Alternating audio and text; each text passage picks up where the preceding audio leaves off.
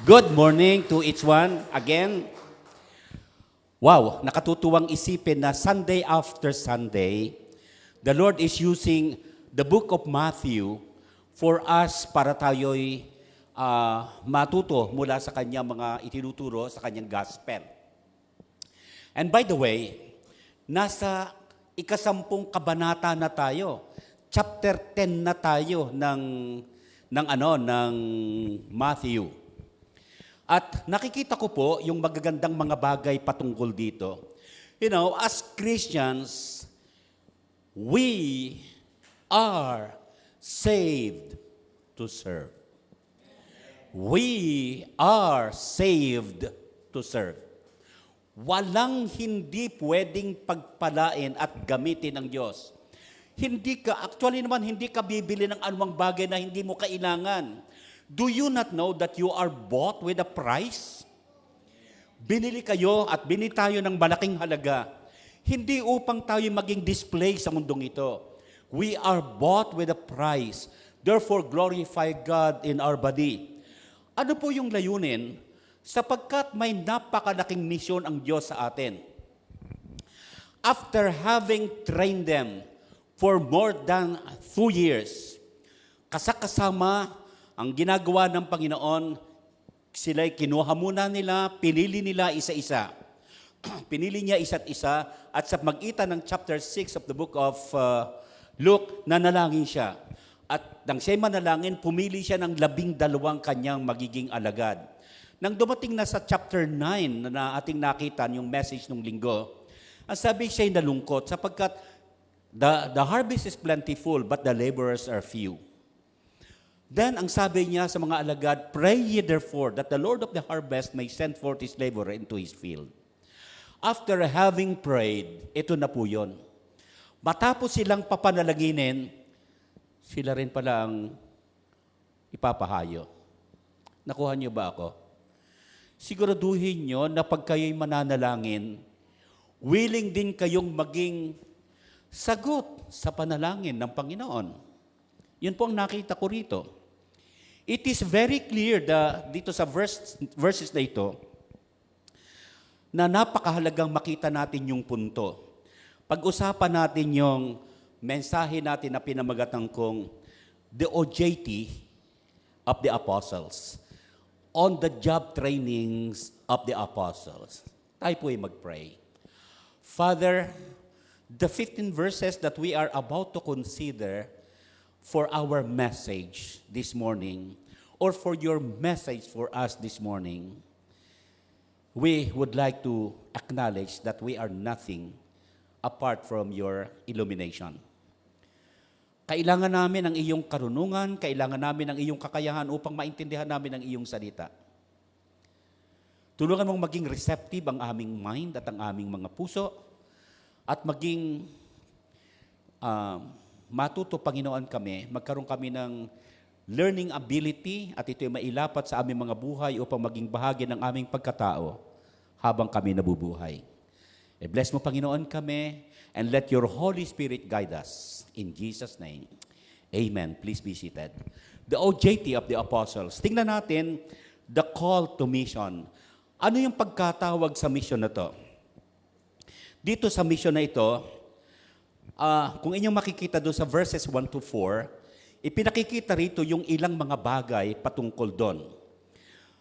First of all, ang sabi, we are called to mission. Kasi doon nga sa chapter 9, ang sabi ng Panginoon, pray ye therefore that the Lord of the harvest.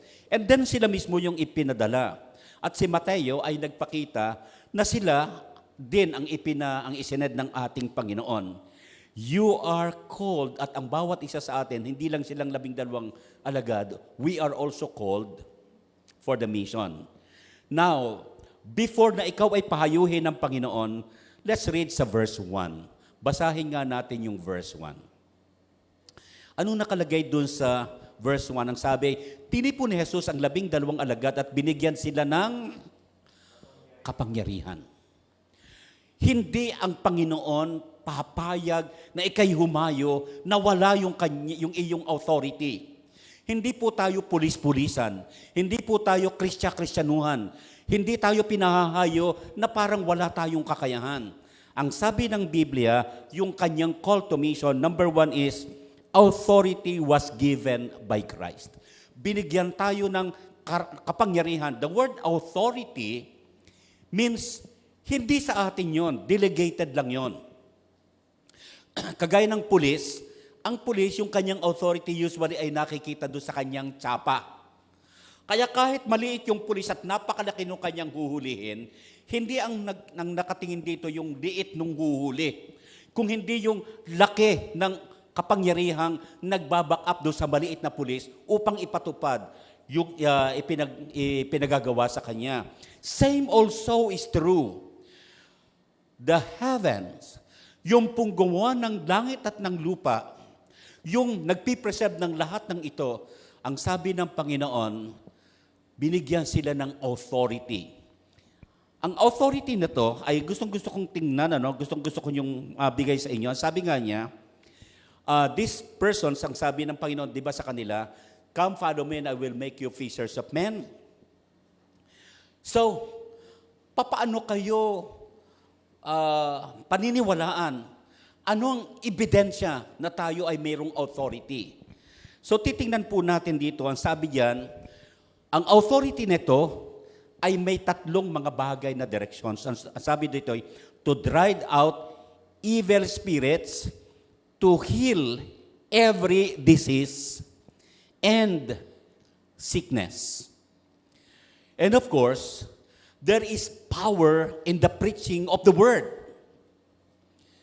Sa makatwid, kahit tayo ay isang ordinaryo lamang na tao, makikita mo, di ba kung naranasan yun, pag kayo nag-share ng gospel, hindi niyo pinaiiyak yung tao, pero umiiyak siya pagka siya nakarinig ng salita ng Panginoon. Ibang-iba yung kanyang, pag nagbabasa rin tayo ng Biblia, ibang-iba. So, binigyan sila ng karapatan ng Panginoon. This authority ay ibinigay ng Panginoon. In fact, sa chapter 28 of the book of Matthew, ang sabi, doon din sa chapter 28 verse 18, ang sabi, naibigay na sa akin ang lahat ng kapangyarihan mula sa langit at sa lupa. Ang sabi, kaya humayo kayo. The same authority that was given or delegated to Jesus Christ is also being delegated to you. Sabi, ibinigay na sa akin ang lahat ng kapangyarihan sa langit at sa lupa. That's why, kung tayo ay hihiling ng anumang bagay in relation to that authority delegated unto you, will be granted. Kaya nagpapasalamat po tayo sa Panginoon. Now, after having given the authority, apostles were named. Ipinakita niya at sinabi uli niya, inisa-isa niya yung mga apostol. Binanggit niya. Ang sabi po rito, these are the names of the 12 apostles. Simon, who is called Peter. Yung pong salitang Peter ay galing sa salitang Petros. Nang ibig sabihin ay small but living stone. Yun ang ibig sabihin nun. And his brother Andrew, James the son of Zebedee, and his brother John, Philip and Bartholomew, Thomas and Matthew, the tax collector, James son of Alphaeus and Thaddeus, and Simon the Zealot, and Judas the Iscariot, who betrayed him. In-identify niya, inisa-isa niya. Hindi siya, hindi siya nagkaroon ng, sige, kayo na lang sa dalawa, tatlo. Hindi ganon, inisa-isa niya. At alam ko, nung mga lipas na mga taon, ay ating na mensahe na ang bawat isang apostol. Kung natatandaan niyo pa. Medyo about siguro mga 3 years ago, ilan sa mga messages natin ay patungkol doon. Notice yung sinabi diyan, dala-dalawa, 2 by 2. Yun ang binanggit diyan eh. God has given them, yung salita by the way na apostles means somebody's or sent or pinahayo. Yun ang ibig sabihin, the one who is sent or apostelo. Yung salitang apo means along. Tapos yung stelo, ibig sabihin ay the one, sent. So you are sent out of. So ang ibig sabihin nito, ang isang alagad, ang isang, hindi siya disciple lang. Mayroon siyang special na commission. At ang commission na to, yung kanyang isinend na yan, para bang pinili, parang ikinumission pagkatapos na halimbawa mga lahat kayo, mga mananampalataya, pero pumili siya at matapos siyang piliin, ito ang binigyan niya ng authority na ito yung ipinagagawa.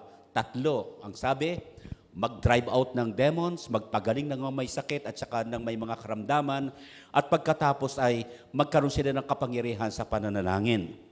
Napakahalagang makita natin iyon. Bakit inisa-isa sa Panginoon, ako'y naniniwalang bawat isang tao. Maski nga si Judas Iscariote, sabi nga nung isa, yung Judas na yon, nabanggit pa rin. Bakit?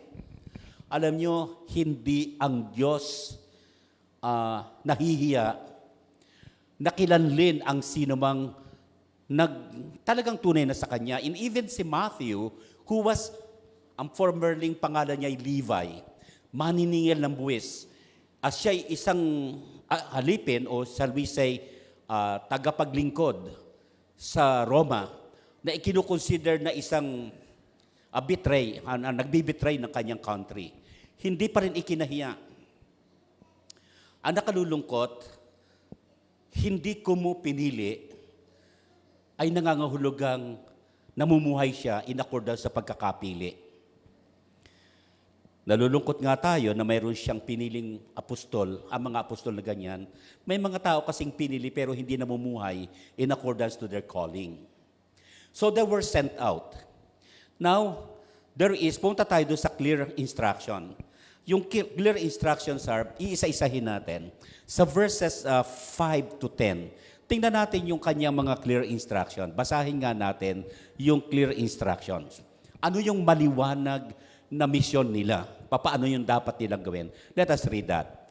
Ang 12 ito'y isinugo niya or sent out at kanyang pinagbilinan. Number 1, huwag kayong pupunta sa lugar ng mga Gentile o sa alinmang bayan ng mga Samaritano. So, ang una is huwag. Mayroong prohibition. Diretso? Anong sabi doon sa verse 6? Sa halip, itinuwid niya, huwag dito. Hanapin ninyo ang mga nawawalang tupa sa sambahayan ng Israel. Then, number 7, sa verse 7, humayo kayo't ipangaral na malapit nang dumating ang kaharian ng Diyos. Because during that time, kapareho ng mensahe ni John the Baptist, the kingdom of God is at hand. Same lang ang message. Okay, 8. Tingnan nyo ang instruction.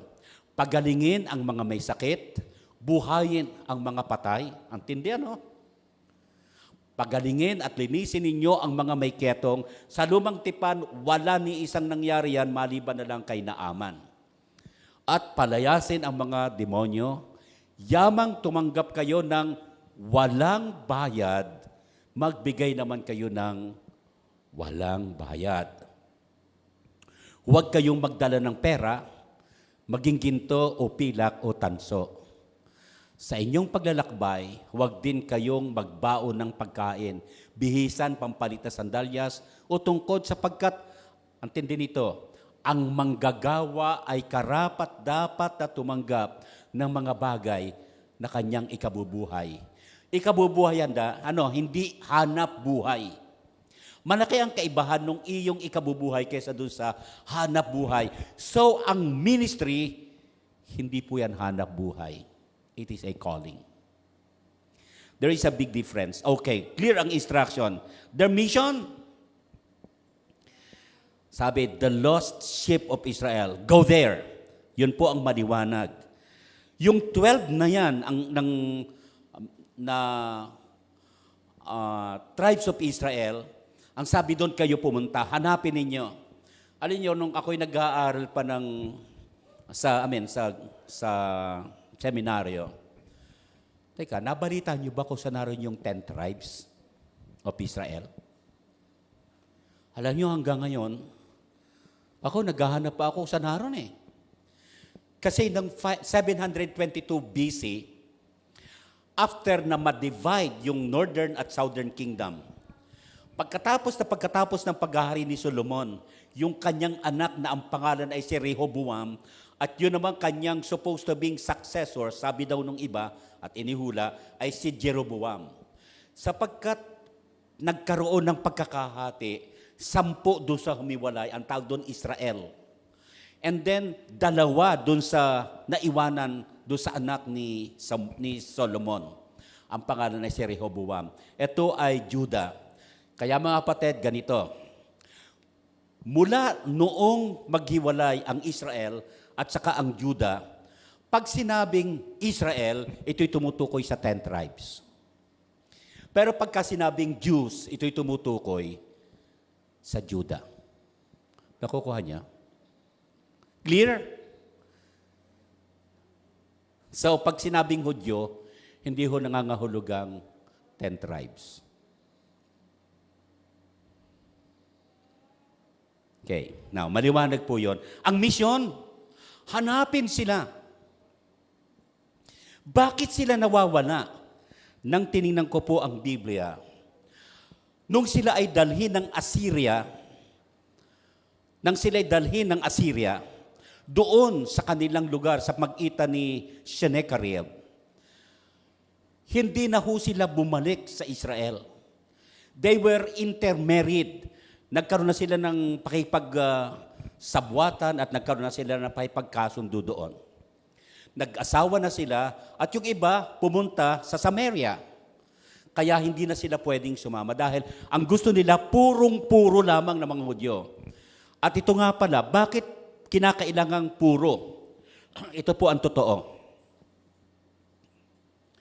Because bawat isang Hudya, babae, bawat isang Israelite na babae, hindi ay pinagbawalang huwag mag-aasawa ng hindi Hudyo. Bakit? Bawat isa kasing Israelite na babae is a probable Messiah bearer. And the moment na nag-asawa ka ng hindi Hudyo, ibig sabihin yan, you are disqualifying yourself to become a possible Messiah bearer. Ganon katindi. Hanggat hindi dumarating yung Messiah, ay wala ho talagang walang pagkakataon. Hindi na talaga sila pwedeng maging Messiah bearer. Ang mission nila ay upang puntahan sila, hanapin. It only makes sense to tell the Jewish people dahil ang tunay na dapat nilang pagmalasakitan ay yung gawing kanila. Ang mission, silang pamilya na tinawag ng Panginoon sa magitan ni Abraham ay upang madala nila.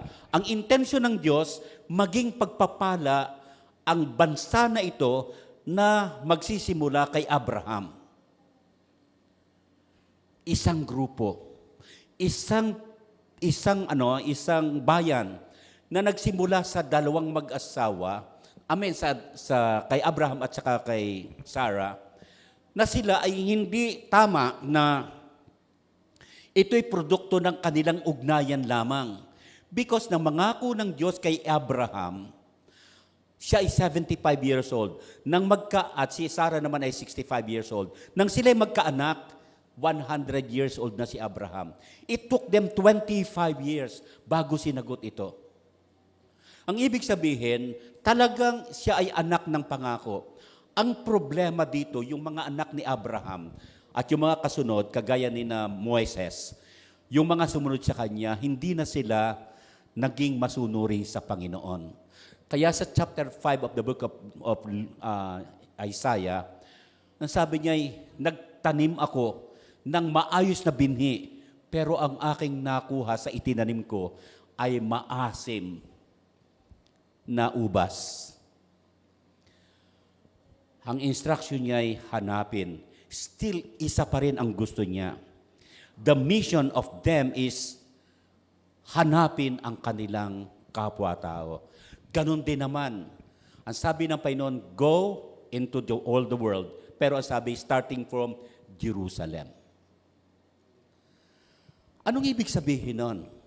Dapat magmalasakit tayo sa ating malapit-lapit sa atin, lalo na sa ating kamag-anak, kasambahay, and so on. Ito dapat ang ating mission. Ngayon, sa atin bilang mananampalataya, sa Mark chapter 16, verse 15, ang sabi po ay, go into all the world. Nang tininan ko po sa Greek yung salitang world, ito po ay hindi yung cosmos. Ito ang ginamit ay chapter 16 verse 15. Kaya ang nakalagay doon. Ang sabi ay to the worship of Israel, ang gusto niya yung pong salitang world ay ethne, hindi po cosmos. Anong ibig sabihin nito? Pinapupunta tayo, ang mundo pala ay tinutukoy ni Kristo ron, ay bawat isang ethnic group. Yun ang tinutukoy. Habang sabi, humahayo kayo sa buong mundo, ipangaral nyo sa lahat ng tao. Kaya nga sabi doon, ang translation sa lahat ng tao. Pero ang sabi sa buong mundo, ibig sabihin, ethnic group. Ang Philippines yata, I don't know, baka mga more than 90 ang ethnic group dito. So yun ang binibigyan ng pansin, humayo tayo. Iba't iba ang kanyang kultura, iba't iba ang ating lingwahe, pero isa ang layunin, ibalik sila sa ating Panginoon. John preached about Jesus Christ, at ang kanyang ipinipreach ay the kingdom of God is at hand. Let's go to their message. The kingdom of the Lord is at hand. Yung pong una nating nakita is what? Their mission? To seek and look for the lost sheep of Israel. Ang kanilang message, the kingdom of heaven is near. Nang tinitingnan ko po yung salitang kingdom of heaven, ang sabi doon, the kingdom of heaven is near. Yung sa Matthew chapter 10 verse 7, their message was very simple. In the same message of John the Baptist. Na ang ibig sabihin nito, the kingdom of God is God's active rule over all things. Hindi lamang sa ating buhay, kung hindi sa ating ikabubuhay at pamumuhay. Dapat si Kristo, hindi lamang naghahari, yung kanyang paghahari at kanyang kingdom, hindi lang sa ating bilang individual, kung hindi sa ating ikabubuhay at sa ating ipinamumuhay. Dapat makita na ang bawat isa ay kingdom, citizen of the kingdom. Ang tanong ay ganito, ano ang kaibahan mo bilang citizen of the world and citizen of the kingdom? Malaking malaki.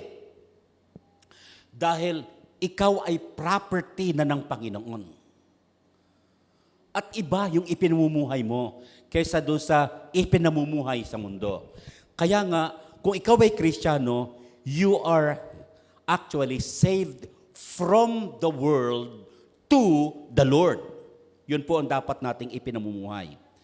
Ang message na to ay binigay din sa atin doon sa Mark nga, chapter 16, verse 15, na ang gusto ng Panginoon ay humayo tayo, this gospel of, or good news of Jesus Christ, humayo tayo, dala-dala ang mensahe na si Kristo ay namatay para sa lahat at sila ay ating dalhin sa pagitan ng repentance and forgiveness.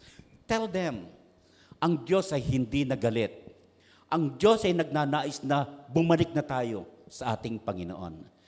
Hindi ho napaka-rigid ng mensaheng ito. Sinasabing, okay, ang Diyos ay yes, He was offended because of your sin. But now, ang daladala naming message is repentance and forgiveness. We are told na yun po yung mensaheng daladala natin.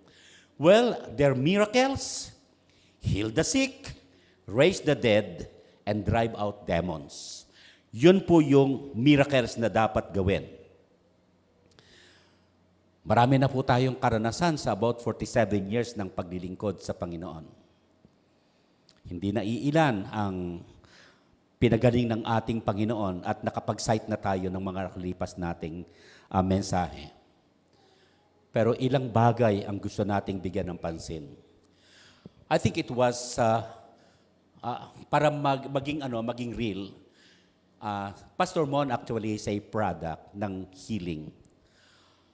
Isang beses, ipinatawag ako sa bahay at Pastor Mon, really, pagdating doon sa kanilang bahay nung sila pa sa Esmeralda, dumating ako sa kanila, talagang totoo, umiiyak na yung si Mama, buhay pa si Mama noon yung kanyang pamilya. Nang dumating ako, nakagano na yung kanyang kamay. Eto, medyo kulay talong na rin siya. Hinahawakan ko yung kanyang ganito, halos hindi na ho siya, wala na hong nararamdaman akong tibok. Hindi ko alam kung ano yung dapat kong gawin. Siguro kung ako'y Pentecostal, hindi ganun Wala pagdating ko ron, habang ako'y nagdalang habag ako dahil hindi lamang siya kamanggagawa ko. Kapatid ko pa siya dahil kapatid siya, of course, ni Mrs. Hinawakan ko siya doon sa kanang kamay na siyang nakalagay sa akin. Tapos aking kinusot na gano'n, parang gano'n. Tapos habang gano'n, ginaganon ko, sabi ko kina Mama at saka doon sa buong pamilya niya, naroon lahat sila manalangin tayo. I didn't know sa aking copy pray at kagaganon habang nagpipray ako, tumutuloy yung luha ko sa kanya. At habang ako'y tumutuloy yung luha, maya-maya yung kamay niya, yung kanang kamay niya, gumanon ito, gumanon. Kanina hindi kumikilos. Ngayon, ito po totoo at pwede niyong itanong sa kanila, kina Pastor Mon. Lalo na sa kanyang anak at sa kanyang asawa. Nung buhay si Mama medyo siya nagkwento Hindi ko alam. Maya-maya, yung pula ng kanyang, mula doon sa kanyang noo dito, pababa ay nakita ko na yung kanyang pagiging talong, unti-unting nawawala at pagkatapos, nanghihingi siya ng tubig. Siyempre, umiyak na kami. Nagpasalamat kami sa Panginoon. Umuwi na ako, pagkatapos kong umiyak, at nagpasalamat kami sa Panginoon for the life that was returned to Him. I don't know, pero hindi ko alam, palagay ko, may narinig siguro may narinig sila patungkol sa nangyari. At siguro, wala naman sigurong masama kung tawagin ko nga yung misis ko, halika nga rito, asawa ko, halika rito, halika. Merong nabanggit yata si Mama nung buhay pa siya, halika nga rito. At gusto kong banggitin mo yon sa harapan nila, dahil sila ay, hindi ako ang unang pinagsabihan ni Mama si misis, halika nga rito. Okay. Ano napakinggan mo kay Mama, sinabi patungkol? Sort of testimony rin, but nung time daw na yun, parang after ng prayer ni Pastor, parang lahat sila nakita nila na parang may kuryente ba yun na nag-spark kay Pastor after nung prayer. So after nun, pati si Jonah nagsabi, lahat sila, si Mama, si Jonah, pati si JL, sinabi niya, nakita raw nila kay Pastor na parang may kuryenteng parang, oo. And then parang may kalapati, something like that. So siguro, talagang God's miracle. Talagang So after that, nag-iyakan na sila. Tapos, bumalik na yung ni Mon. Yun. Parang sabi pa pala ni Pastor mo noon, parang nakausap niya na si Lord Parang sabi niya, kunin mo na ba ako, Lord? Parang ganun. Parang death experience talaga. But siguro, it's not yet the will of God, may mission pa siya. At nakikita naman po natin siya ngayon na kahit ganun yung kanyang situation, he's still serving the Lord. So, I'm so thankful for that. Okay. Ang maliwanag po ay ganito, mula daw dun sa akin, parang mayroong kalapati na bumaba, tapos biglang yung kuryente, parang mayroong napakaliwanag dumaba, tapos pumunta dun sa kamay ko, dumaloy hanggang dun sa katawan ni Pastor Mon. Hanggang sa yun, the rest is history. Hindi ko alam, hindi ko kita. Wala akong alam. Pero kung tatanungin mo, kung kayo may pagkakataon, dalawin niyo sina Jonah, ipakwento niyo. Hindi ko alam eh. Hindi ko alam. Wala akong alam. Pero isang bagay ang sigurado ko, hindi na ho tumitibok yung pulso ni Pastor Mon. Ang Diyos po talaga ay mabuti. Hindi ho ang mabuti, hindi ho ang magaling si Pastor Eloy, si Lord po. Dahil hindi ko ho talaga alam ang ginagawa ko, honestly. Yung pagkikiskis, hindi ko ho alam eh. Basta ginagawa ko lang. And then, parang gano'n, heal the sick, and then drive out demons. Siguro isa sa pinaka-vivid na karanasan ko, at ay, ang buti na ito yung mag-asawa ni Bless. Nakita mo ba yon sa Muntinlupa noon? During that time? Ano? Kasi, deacon ka na ba noon? Hindi pa, no? Hindi pa. Pero sa worship service namin ganito, biglang may tumadyak sa likuran. Di ba? Pag tadyak na, ayun, yun. Sinabi ko, ay matatapos na yung message namin. So sabi ko doon sa mga deacons, alam ko kaagad na medyo parang hindi na maganda ang dating, kaya na-sense ko kaagad that something is wrong. At noon, ang bilis ng paglago ng church ng Muntinlupa Baptist Church noon. Yung dati-rati, mayroong kaming pag-itan doon, tinanggal yan para yung mga tao makatayo. Kaya nung araw, paagahan ng ang pagpunta sa church. Kasi pag ikaw ay late, tatayo ka talaga. Ay, gaano katagal kaming mag-worship noon? Ay, nakahimbok pa kami noon, di ba? Kakantay, di ba? Gaano katagal yung pagtayo noon?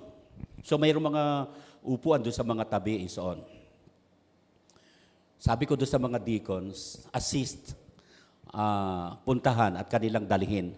Halos hindi nila kaya, hindi naman masyadong malaki yung babae. I don't like to mention her anymore, yung kanyang name. Isang bagay ang gusto kong sabihin sa inyo. During that time,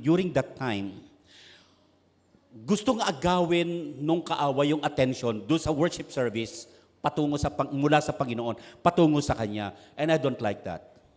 So sabi ko, okay, ipunta nyo na lang sa loob ng parsonage. Kasi yung pong likuran ng church ay may parsonage. Pagkatapos noon, siguro 6 yata yung nagdala sa kanya eh. Bigat na bigat sila. And then, matatapos na kasi noon, nagkaroon kami ng closing song at nagkaroon kami ng benediction. After that, pagharap ko lang sa kanya, ay talagang nalilisik na yung mata and so on and so forth. So, in fact, yung isa sa mga diakono namin noon diakono ba o elder? Elder na yata no? So sabi niya sa akin, I don't like to mention him. At nung kami nagkita uli, lagi naalaala niya sa akin yung pangyayaring yon. Hindi na siya makakatulog dahil lagi niyang nakikita yung mata. O ganun daw. Hindi siya makatulog. In fact, kami ni Brother Louie noon, pinatutulog niya sa bahay nila. Sabi ko, hindi pwede dahil pastor ako, I have to be in the church. Hindi po siya makatulog dahil parang lagi daw niya nakikita yung mata and so on. Alam niyo, yung babaeng yon sa biyaya ng Panginoon was fully delivered. Tama. At buhay pa ngayon, At namumuhay pa ng maayos sa biyaya ng Panginoon. She was completely delivered because of the power of God delegated upon this servant ng Panginoon. At hindi ho tayo nagkukukwento ng mga bagay na yan to exalt anything or anybody but the Lord. So purihin po ang Panginoon. The delegated authority, ito po ang nangyayari doon. I asked yung babae, bakit nagganito? Bakit ganyan ka? Nakakakwentuhan ko tinatanong ko O, bakit? Okay. I don't like to mention in here, sapagkat may ilang mga bagay. Yung ilan ay ganito. Mahihilig po yung ilan sa mga astrology, yung iba sa mga kapalaran. Mahilig kayong tumingin sa kapalaran, Kapalaray di mawari kung magbabaka sakali yan. Yung iba tumitingin sa ganon.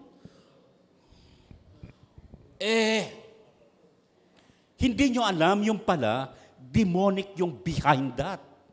Akala nyo horoscope lang. Yung para horror ang dating. Mga kapatid, kung may kailangan ka, Diyos ang kailangan mo, hindi horoscope. May kapangyarihan pa rin ho ang Diyos doon. At alam nyo, kaya matatanggal yon, use the name of the Lord. Gamitin nyo yon.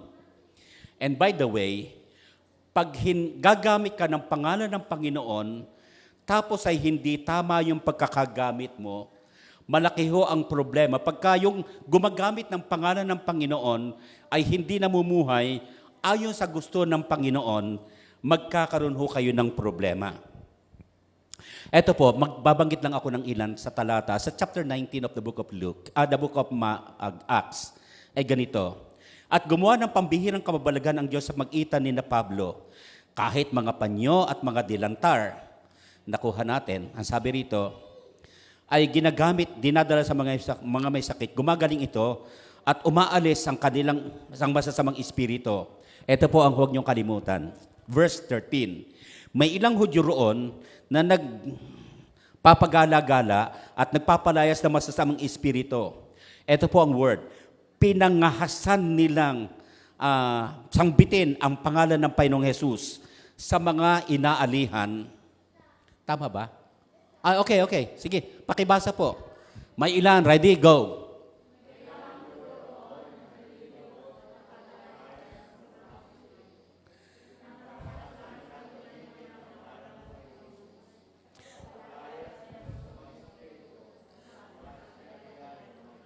Sinasabi nila, sa pangalan ni Jesus, na ipinangangaral ni Pablo, iniutos ko sa inyo, lumabas kayo. Anong tugon? Diretso? 14. Kabilang sa gumagawa nito ay ang 7 anak na lalaki ni Seba, isang pinakapunong pari ng mga Hudyo. Ano nangyari? Subalit, sinagot sila ng masamang espiritu. Kilala ko si Jesus. Kilala ko si Pablo. Ngunit, sino kayo? And then verse 16. At sila'y nilundag ng lalaking sinasapian ng espiritu, tinalo silang lahat at malubhang sinaktan, ano pat hubad at sugatan, nang sila'y tumakas sa bahay na yon. Who don't dare using the name of Jesus Christ if you are not properly delegated with the authority that God has given us. Delikado. Gagamit ka, mayroon tayong tinatawag na bogus na pulis. May tsapa, may uniform, pero wala naman talagang tunay na authority. Abay, yun po'y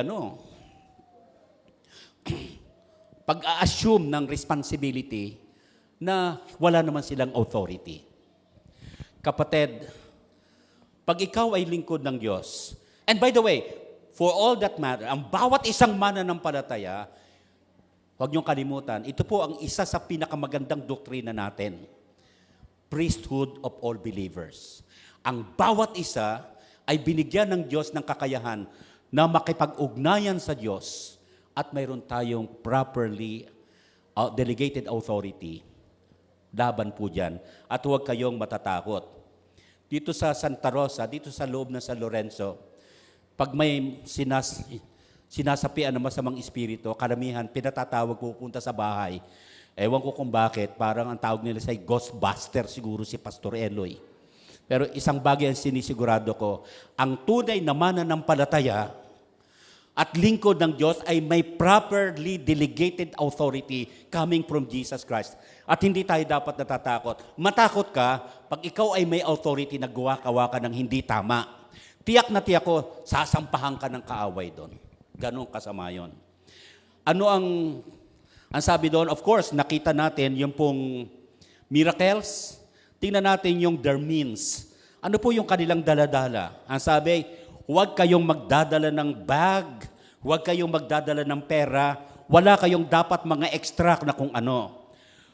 Sapagkat ayon sa Biblia, do not take along any gold or silver or copper in your belt.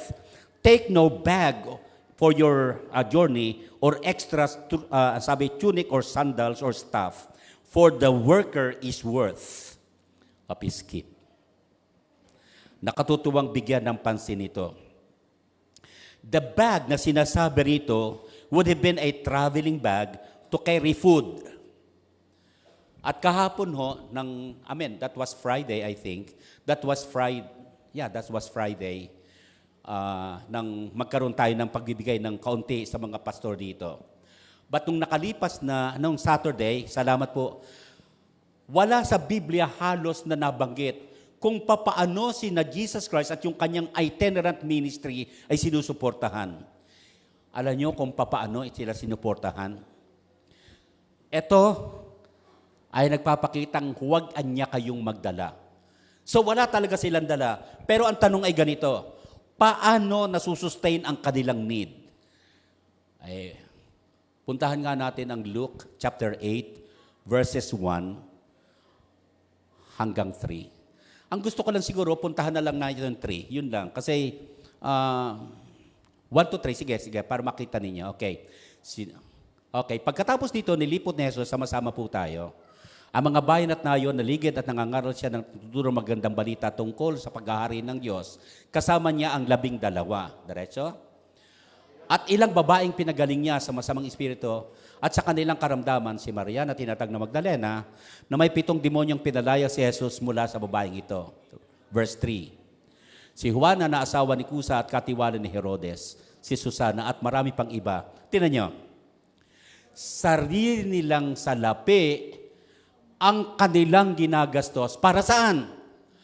Para sa pangangailangan ni Jesus.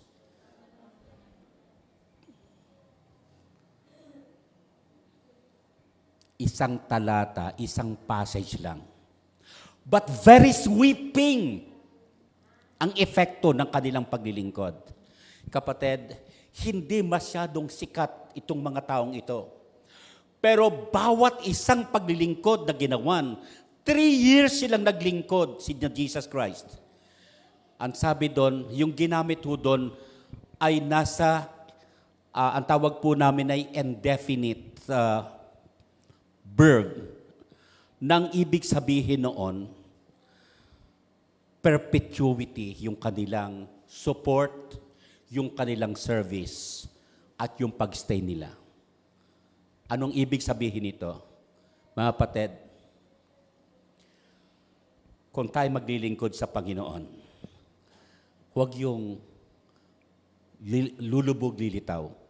Sila consistently na naglilingkod sa Panginoon. Let's go doon sa huli, the commands when doing the mission. Ano po yung command in doing the mission? Una, look for receptive people. Hahanapin nila yung mga receptive. Hindi ho sila magpupumilit na doon sila. Hindi nila ipipilit yung kanilang sarili sa mga taong aayaw sa kanila. Ang sabi, if the home is deserving, let your peace rest on them. If it is not, let your peace return to you. Yun ang sinabi ng Panginoon. The worthy person is not a person deserving of salvation. Salvation is completely by grace. Yung pong kanilang pupuntahan, ito po ay completely detached do sa kanilang tinatawag na emotion, yung kanilang salvation experience. No, the worthy person is receptive person, and those who are possible na maging mananampalataya. At sila ay posibleng magiging kamanggagawa o magiging ligtas din. Pero yun muna ang kanilang pupuntahan. Tatandaan ko na kami nasa Muntinlupa at I think si Mrs. ay ganun din kasi estudyante natin yan nung araw. Nagkaroon kami ng church planting dyan sa Adelina. Ang ginagawa nila sila, magtututok sila sa bahay because that was, ang tawag namin doon ay program evangelism. Tutuktok sila at magtatanong, interesado ba kayo sa mga bagay na spiritual? Pag oo, could we have at least 5 minutes of your time sharing the gospel? At pagkatapos nun, makikita natin yung iba tumatanggap doon. At yung iba naman ay hindi. We go ahead. Let them know the consequences of rejection. Pag hindi kayo tinanggap, let them know. Ang sabi, ipagpag yung inyong paa. Ang ibig sabihin, hindi sila, they rejected, of course, the word of the Lord at saka yung message. I tell you the truth, ang sabi ng Biblia, it will be more bearable for Sodom and Gomorrah on the day of judgment than for those na hindi nag-receive. Anong ibig sabihin nito, kapatid? Ayon sa pag-aaral natin, yung mensahe ng 12, hindi nila tinanggap ang Panginoon. In fact, pakibasa nga natin sa John. Ano nangyari kay Jesus Christ? John chapter 1. Ang sabi doon sa John chapter 1, verse 6. Sinugo ng Diyos ang isang tao na nagngangalang Juan. Naparito siya upang magpatotoo tungkol sa ilaw at manalig sa ilaw ang lahat ng dahil dito sa patotoo niya. Hindi siya ang ilaw kundi naparito siya upang magpatotoo sa ilaw. Tunay na ilaw ang tumatanglaw sa lahat ng tao. Nasa sanlibutan ng salita, nilikha ng Diyos ang sanlibutan sa magitan niya. Ngunit, doon sa verse 10, dumating ang salita sa sanlibutan, ngunit hindi siya kinilala ng sanlibutan ito na nilikha sa magitan niya. The first priority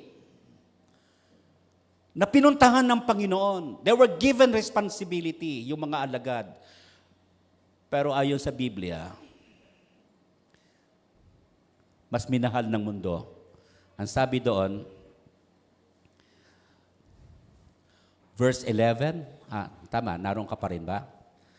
Ang sabi, ngunit siya hindi kinilala sa libutan.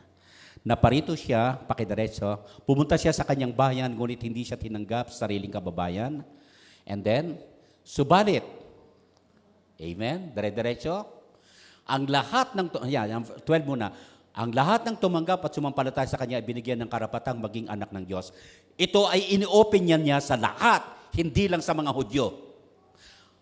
Sa verse 13, sila ngayon naging anak ng Diyos, hindi dahil lang sila ayon sa kalikasan o ayon sa kagagawa ng tao, kundi ang pagiging anak nila ay dahil sa kalooban ng Diyos. Ang mga mananampalataya ngayon, kaya sila nanampalataya is not because descent sila sa Hudyo. Tayo ay naging recipient ng salvation when we accepted Jesus Christ as our Lord and Savior. So praise the Lord for that. Magkukonclude po ako ngayong umaga. We are on the mission of God. We may not be masasabi nating pastor, but the same ang ating tungkulin. We are commanded to share the gospel and share the message that the kingdom of the Lord is at hand. 4 things I would like to tell you kung ano yung ating makukuhang makatas na mensahe doon sa ating nabasa. Una, do exactly the mission God has gave us. Yung ano yung ibinigay sa atin ng Panginoong mission. May kapitbahay ka, may kaibigan ka, may kabahay ka, may mga kakilala ka, do the mission. Share the gospel of the Lord Jesus Christ. Kung kinakailangan at ikaw ay nililid ng Panginoon magpagaling, manalangin ka ng pagpapagaling. Wala ang kapangyarihan sa iyo ng pagpapagaling. Nasa Panginoon. But ang sabi, mangahas tayo. Pangalawa, deliver the message we must bring. Sabihin natin yung dapat sabihin na mensahe. Pangtatlo, depend on God for the provision. Tatandaan natin, huwag pong maging hadlang ang kawalan para hindi tayo maglingkod. We were so much tested when we came here. May mga panahon na kinabukasan walang kakainin yung anak namin. May mga gabing hindi ako makatulog. Pero tatandaan nyo, pinagpaguran din natin yung church na to. Hindi ito sandali lang na nagbunga yan. Yun nga, kinabukasan, natatandaan ko pa noon, wala kaming kakainin, may 2 kaming maliit na anak. Pero ang Panginoon ay nagpadala ng pagkain kinabukasan ng umaga. Andun mismo sa may pintuan namin, about 5 kilos of puting rice. Tinanong ko yung mga umaattend, sina Sister Beth. I think nung araw, may iba pang kasama tayo. Wala hong nagsabi. Ang alam ko, the Lord provided us our need. Kung kulang ang tao, ang Diyos hindi nagkukulang kailanman. Depend on God for provision. At kahulihan, don't claim any glory for any success that we have. Wala ho tayong i-ascribe sa sarili natin. Walang magaling kung hindi ang Diyos. At ang Diyos lang po ang ating pararangalan. Kapatid, if you are not on OJT, tayo po ngayon ay hinahahayo ng ating Panginoon. Ang kanyang sinasabi, go into all the world and make disciples of all nations. Wala ho tayong pwedeng gawin kung hindi sumunod. If you are a disciple of Jesus Christ, either you obey or you disobey. Either we do the commission, the Great Commission, or do the Great Omission if we are not doing it. We are under the mission of God. We are commanded by the Lord. Let's go and get Him. Let's pray. Father, thank you so much for your word. Humihingi kami ng patawad kung marami kami nagiging alibay kung bakit hindi kami nagsishare.